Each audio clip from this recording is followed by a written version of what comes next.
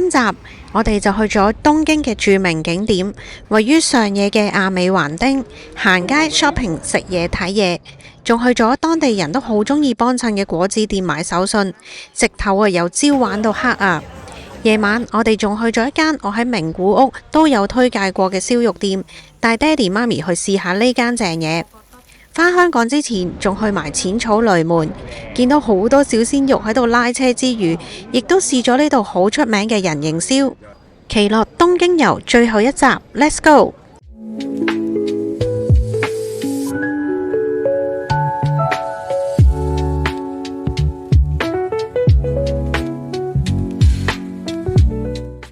歡迎收睇亂講嘢。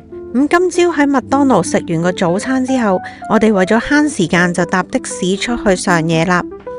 咁點知因為封路嘅緣故呢，的士司機就將我哋擺低咗喺呢度，而我哋實際就要去呢個位置。原來呢度有 function，所以就封咗路。一落車就見到有好多攤位喺度賣嘢食、賣衫，周圍都係年輕人居多，人頭湧湧，仲見到有唔少表演團體添。咁我哋而家呢，就喺御徒町呢邊呢，就行過去亞美橫町嗰度啦。咁如果唔中意行街鋪嗰啲呢，其實喺呢邊呢都有啲百貨公司可以行嘅。就例如左邊呢間馬路兒百貨，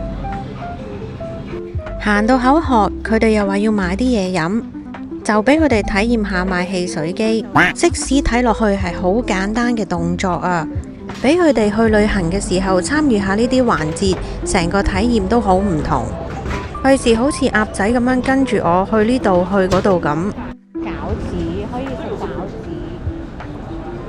啱啱先買完嘢飲，而家就已經諗緊陣間食啲乜嘢好啦。呢邊呢，相比起亞美橫町，我啊覺得多啲嘢食嘅。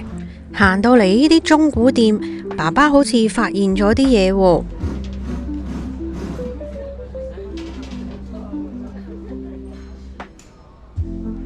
上網睇返呢間燒肉羊山道評分都 OK 嘅喎，喺塔貝羅湖嗰度都有成3.49分。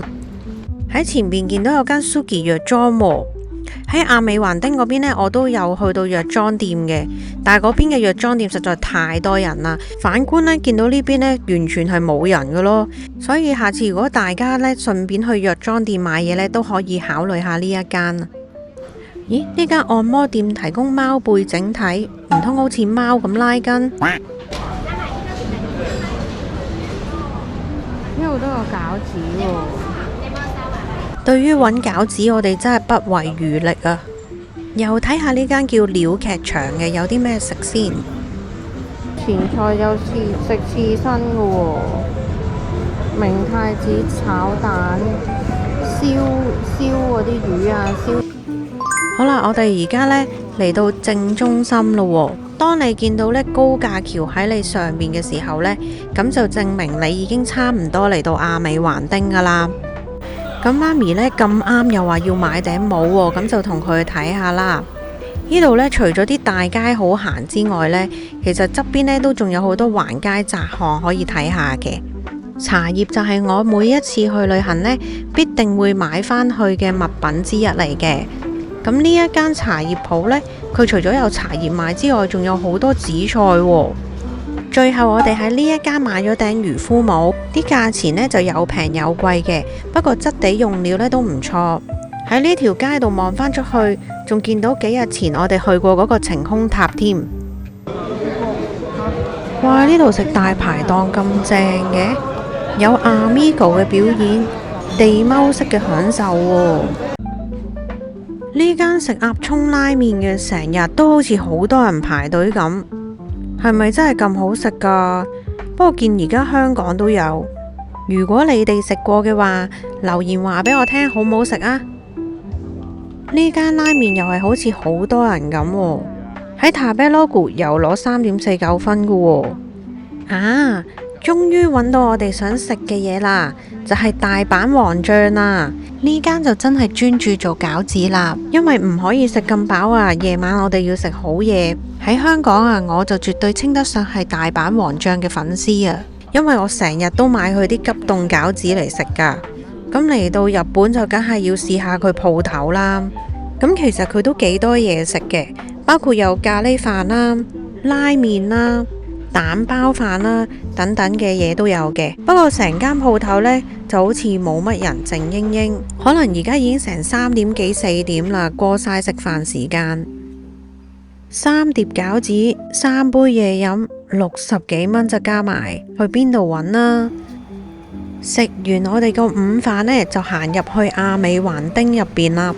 咁亞美橫丁講到明亞咩就係 America 啦，所以呢一條街嘅由來呢，就係喺第2次世界大戰之後，因為美國而慢慢興旺起嚟嘅。咁當時2戰世界大戰之後呢，日本嘅物資呢都好短缺啊。由上野至到洗圖町之間嘅高架橋下面呢個地方呢，就攞晒啲美軍嘅物資喺度黑市擺賣。咁慢慢呢度就越嚟越興旺啦。咁甚至呢，就變成咗一個進口商品嘅熱點添。咁去到50年代嘅時候啊，亞美橫丁呢度啊，仲引進咗美國中古嘅牛仔褲，變成咗一啲賣美國商品啊、潮流服裝嘅地方添。咁我哋而家呢，就去緊，連當地人呢都會成日去買嘢嘅果子店買手信嘅。咁雖然呢，左右兩邊嘅鋪頭名係一樣啊，但係兩間係唔同嘅鋪頭嚟噶，所以就唔好拎住啲貨呢行過去隔離鋪啊。爸爸就已經一個箭步呢衝咗入去入邊睇嘢啦。呢度賣嘅糖果呢，或者一啲口垃圾呢，都係比較平民化啲嘅，價錢呢亦都非常之相宜。例如好似啲醃製類嘅嘢啊，或者啲魚乾等等嘅嘢呢，呢度都有得賣。好似啲炸魚仔咁啊，超好食啊！大家一定要買。呢度就有啲水果乾，沿住樓梯上去就係一啲禮盒裝嘅果子。不過一啲經常性大家買嚟做手信好熱門嗰啲產品呢，呢度就未必有得賣噶啦。但係呢，我夠膽講呢度嘅產品種類呢，絕對係足夠俾大家買返去送俾人兼且自用嘅。又到咗埋單嘅時間，我都買咗唔少嘢。買完行返出去，見到原來對面有間廟喎，反正都係見幾步路，行上去睇下先。呢個叫做摩利支天德大寺嘅地方呢，已經有400年嘅歷史。信徒佢哋過去呢，主要都係開運祈福嘅。咁上到嚟呢，就見到有幾個神像啦，同埋呢有啲繪馬寫咗啲心願咁樣嘅。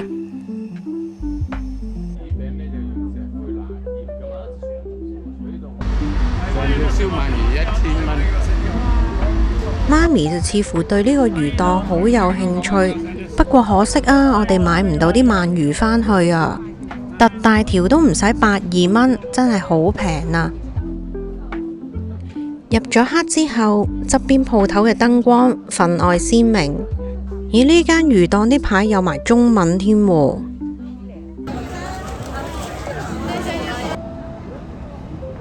右邊呢度呢間好明顯就係食中菜噶啦，但係都有唔少人幫襯喎。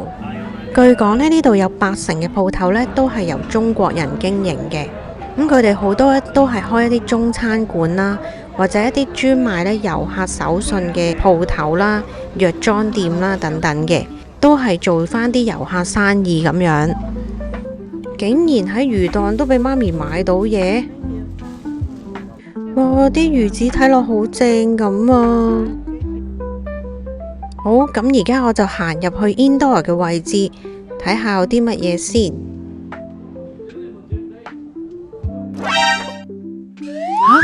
呢個昆蟲食原來係可以食得嘅昆蟲嚟㗎，咁都有得賣嘅。原來而家日本人係興食呢啲昆蟲嚟當零食㗎喎。樓下呢度就應該係做超市賣食品嘅，村嗰度出邊呢，就應該出返去大街嗰邊啦。咦，又有間鞋鋪喎。喺亞美橫丁呢度啊，點少得美國旗呢？由朝行到黑，終於揾到心儀嘅鞋店啦。不過其實喺度買係咪真係平過香港㗎？我自己呢，就幾中意呢對啦。雖然退咗稅都唔係話平過香港好多，不過勝在呢，職員都幾有耐性去介紹唔同嘅鞋款。我哋話想買啲鞋頭闊啲嘅鞋款，於是佢就推介 New Balance 俾我哋。出面仲落住毛毛雨，職員仲好細心幫我哋喺個紙袋出邊包咗膠袋添。買完嘢，我哋而家就搭車去銀座啦。而家先發現原來咁近御璽丁站，早知就唔使搭的士過嚟啦。唔知大家喺銀座有冇見過呢個街頭藝人呢？我就起碼喺銀座見過佢2次啦。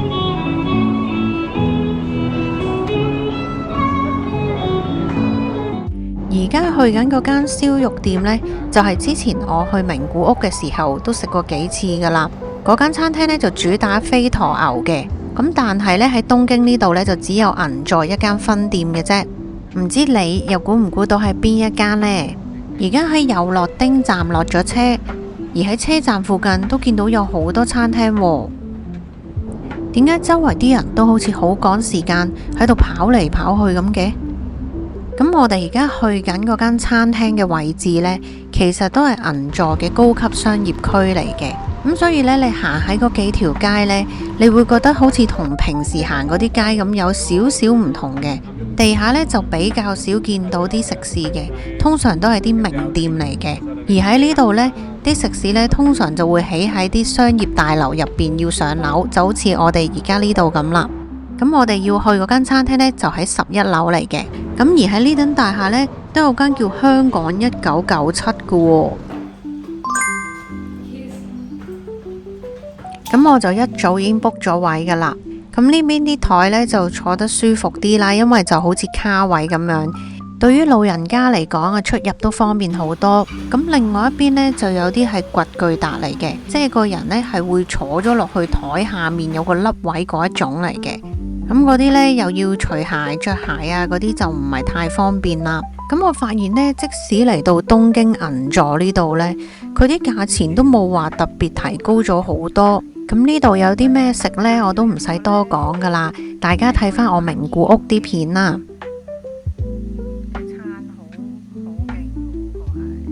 咁首先呢，我就嗌咗個拼盤，哇！啲油花真係好靚啊！最重要呢度係用炭爐燒嘅，所以燒出嚟呢個味係特別甘香。呢度啲肉嘅質素係點呢？我都唔使多講噶啦。平時都好少嗌海鮮啊，今次就嗌咗啲蝦，你睇下幾生猛。呢個湯碗呢，令我諗起聰明笨伯嘅石器時代啲用具，但建議大家真係唔好嗌湯，因為一碗呢已經飽到嘔電。而家呢間餐廳呢，已經開始做緊會員制，不過呢，雖然我咁推薦佢啦，我自己都冇做會員，始終唔係話喺日本住啊嘛。咁所以呢，就冇特別做會員啦。咁因為真係太好食，而我都好想俾佢哋試下呢間餐廳呢唔同嘅嘢食啊。咁所以今次呢，就嗌咗好多款嘅嘢食啦。但係呢，奈何佢哋就老人家唔食得好多肉類啊。咁所以呢，今次差啲係食唔晒。我特登呢要影一下呢度個洗手盤啊，因為呢，佢好似個藝術品咁樣，好特別。最後去到埋單時間啦，我哋3個人啊，每人先食咗300幾蚊咋，真係好抵食啊！ The next day，咁呢一日呢，就係我哋喺東京嘅最後一日啦。咁我哋去埋最後一個景點之後呢，就會返香港噶啦。咁不過呢，今日嘅天氣呢，似乎唔係太好啊！一出門口已經落住雨，唉，諗起陣間咁大雨又要拖住個行李啊，真係好論盡啊！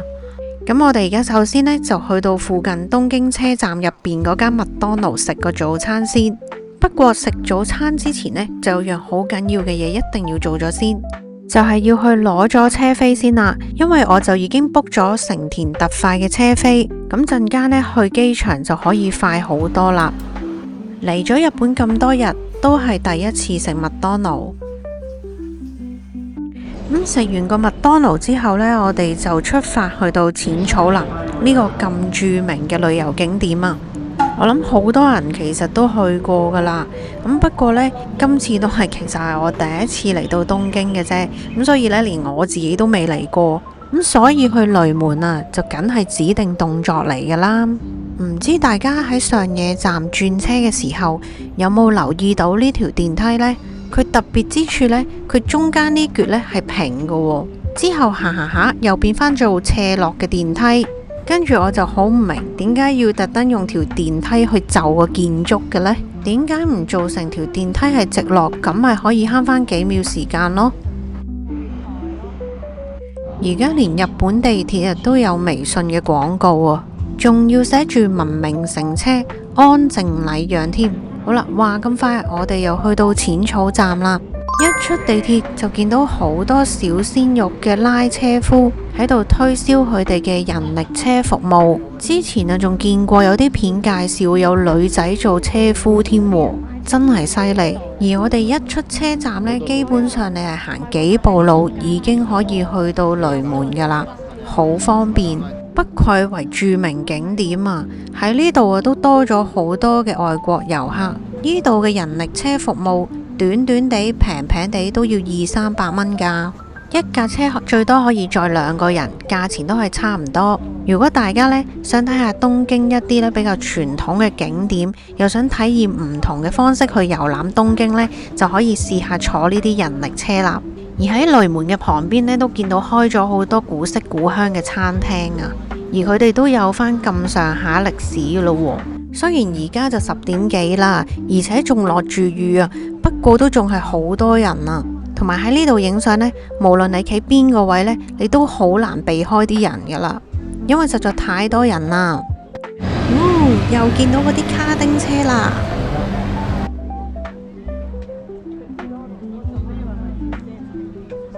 個個行過呢個燈籠下面都好好奇，究竟下面係雕住啲乜嘢嘅呢？咁多人喺度望嘅，呢個燈籠有成3.9米，直徑達到3.3米，重量嘅都有成700公斤咁重噶。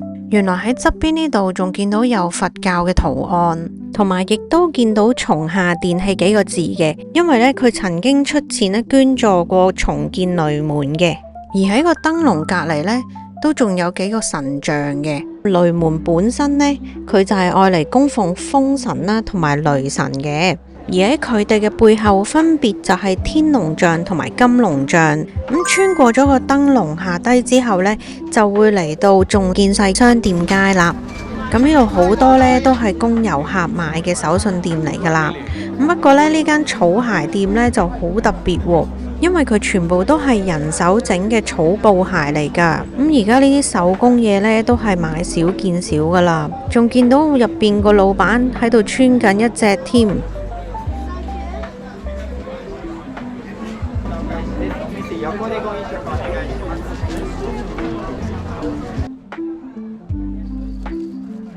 哇！啲袋都幾靚喎，係我最中意食嘅豆沙餅啊！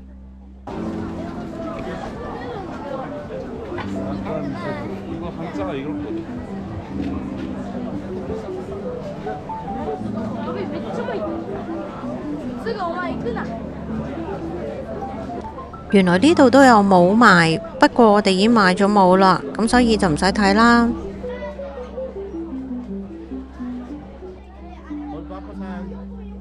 呢間鋪頭呢就有嘢吸引到我喎，門口嗰度有啲嘢喺度轉下轉下，喺度搞乜呢？哦，1000 yen 就可以抽一次，中咗呢就可以換隔籬嗰啲咁得意嘅公仔。睇下呢個人有冇運氣先。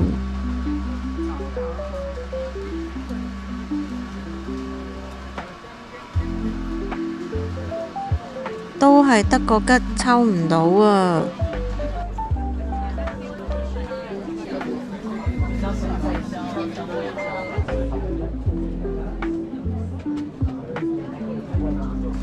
買個祝福當手信送俾人，都係一個唔錯嘅選擇。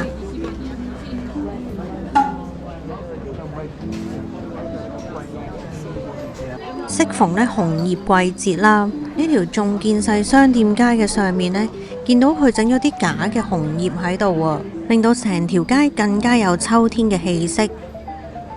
咁喺佢嘅旁邊呢，就係全法遠通啦。咁但係因為時間關係呢，我哋就冇行過去睇啦。另過嚟呢邊呢，又見到晴空塔咯。冇諗到去到邊都見到佢。跟住呢，我哋就喺呢一間鋪頭度呢，就買咗啲手信。咁喺淺草寺雷門呢度買嘅手信，包裝上面就梗係有翻佢哋嘅特色啦。食品種類方面呢，一般都係啲大福啊，同埋人形燒咁樣嘅。行下行下，媽咪又見到啲雪糕好吸引咁樣喎，唔使心急住，雪糕就邊度都有得食啦。呢個番薯栗子批好似好好食咁喎，不如試下呢個啦。果然不負所望，佢面頭嗰陣呢係好脆嘅，不過呢食落就有少少漏。咁我哋繼續向前行呢，就係淺草寺嚟啦。喺商店街嘅最後一間鋪頭，我哋就買咗人形燒。呢間元祖木村家人形燒本鋪呢，喺塔貝羅湖嗰度都有成3.52分嘅喎，出邊仲可以睇到佢點樣去製作人形燒。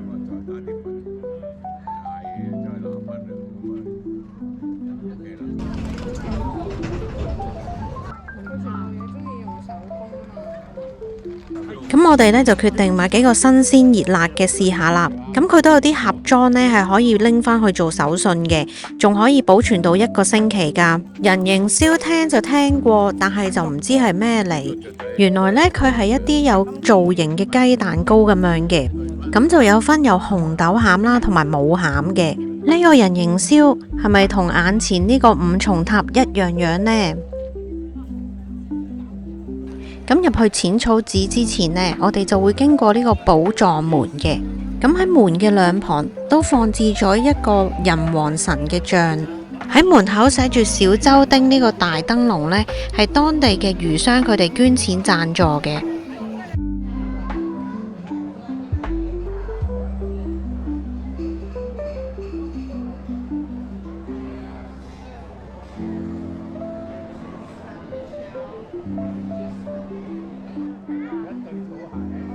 咁喺寶藏門呢度呢，就掛咗一對草鞋喎，咁就係獻俾人王嘅貢品嚟嘅。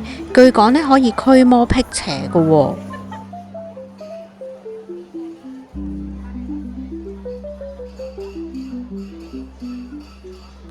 咁喺廟嘅前面見到有唔少人喺度求籤，仲有就係買御守嘅地方。眼前呢一個就係淺草寺啦，佢係東京最古老，亦都係最具代表性嘅寺院。嚟到呢度，如果想祈一祈福，可以去 counter 嗰度俾200 yen 買呢啲線香。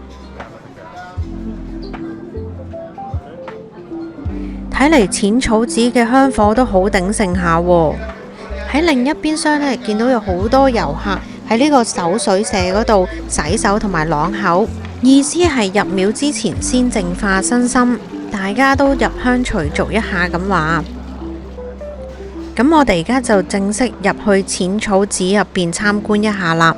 咁呢個淺草寺呢，佢每年都可以吸引到3000萬人嚟參觀㗎喎，係嚟到東京呢必定會到訪嘅旅遊景點嚟㗎。眼前呢個淺草寺呢，係喺西元628年已經起好㗎啦。咁多年嚟啊，總共重建咗有成超過20次啊！當年呢，就係有個漁民呢，就發現咗一尊觀世音菩薩嘅神像喎，所以就起咗呢個淺草寺呢，就為咗供奉呢一尊神像啦。而喺寺入邊嘅呢啲壁畫同埋建築呢，都好有佢嘅歷史價值同埋藝術價值㗎。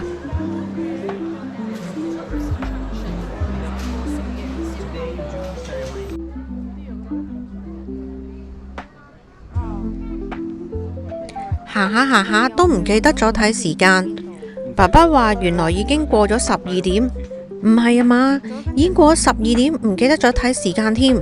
我哋仲得返1個鐘頭都唔夠嘅時間，仲要返酒店度攞行李，之後仲要趕去車站搭成田快線添。今次想唔搭的士都唔得啦，好在呢個係遊客區，都好易揾到的士啫。終於去到車站啦，快啲啦，快啲啦，快啲啦！吓，仲要落幾層先到？唉，好在呢，啱啱好趕得切去月台，仲有10分鐘都唔夠嘅時間就開車啦。如果好似我哋咁走嘅時候住喺東京站附近，咁搭成田快線呢，就係一個好好嘅選擇啦，可以舒舒服服，唔使1個鐘頭時間就可以去到成田機場啦。沿途仲可以睇下風景添。咦？呢度咁似有水龍捲咁嘅，你哋覺得似唔似啊？好啦，終於嚟到機場啦。見到出閘呢個位置，原來有啲機可以買到 Welcome Suite 卡，等我仲之前周圍揾添。不過如果大家多數都係用 iPhone 嘅話呢，都唔使買呢張卡啦。咁 check in 咗之後呢，我就要去一下郵局，因為要準備下一次嚟日本嘅時候呢，辦理嗰個快速通關證啊。咁我就要先喺呢度呢買定啲印花稅先。咁喺上機之前呢，就諗住喺呢度食個 lunch。成田機場呢，我覺得唔算大，所以食嘢嘅種類呢都唔係話特別多。如果你係搭早機呢，更加少嘢食。不過呢，佢賣手信嘅鋪頭都足夠你買手信返去噶啦。咁我哋而家就嚟睇下有咩食。咁有壽司啦，又有炸物嘅飯食啦。跟住呢度呢，就有蕎麥麵喎，咁但係呢，我哋就去咗一間乜都有得食嘅鋪頭，嗰度仲有靚景添，就係呢間啦。呢間餐廳呢，基本上係有齊晒拉麵啊、定食啊、壽司啊、刺身啊，乜都有，而且價錢一啲都唔貴，一於就試下呢間啦。